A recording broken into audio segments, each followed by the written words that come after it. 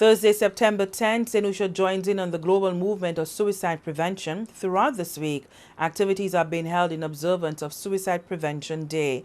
Patients and staff of the National Wellness Center have mounted an exhibition at the facility, showcasing art and craft produced. The executive director, Charmaine of the Hippolyte Thomas, is urging all St. Lucians to become more informed on matters of mental health.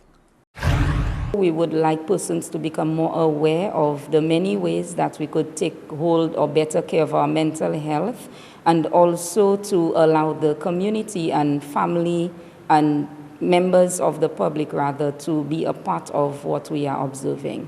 We have a panel discussion at the town hall from 7 p.m. to 9 p.m. and we have a number of qualified and competent persons on that panel. And of course, we're expecting the public to join us, family members and everyone, to just come and learn and share about suicide prevention. Suicide, Mrs. Thomas says, is preventable. Persons will not always be bold enough to just say, I need help. So we, as the public and family members, we have to now be able to recognize some signs. And that could be differences in the way they dress, the way they speak, their moods, behavior, and so on. So the minute we could make the differences in those, then we can actually point out that this person may be in need.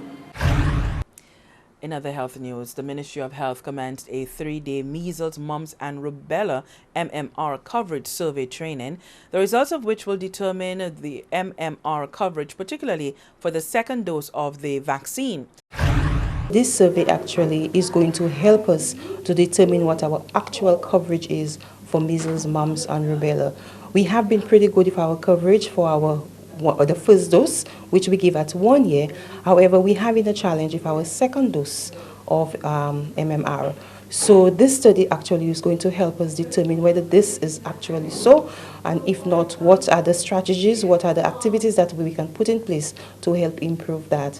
So this training here is actually in collaboration with the Pan American Health Organization, and they have offered to lend us technical support. So we do have 2 persons here who are assisting us with our training today.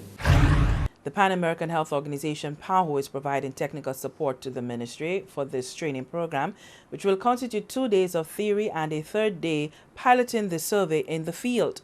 The MMR coverage survey training involves the interviewers, data entry clerks, and the supervisors. Survey itself, we have our sample, which we've randomly selected from a list of students that the schools presented to us last term. So we have used that to select our children. However, every child had the opportunity to be selected because we're looking at every child, from grade 2 persons, every child in every school on the island, including our special needs schools.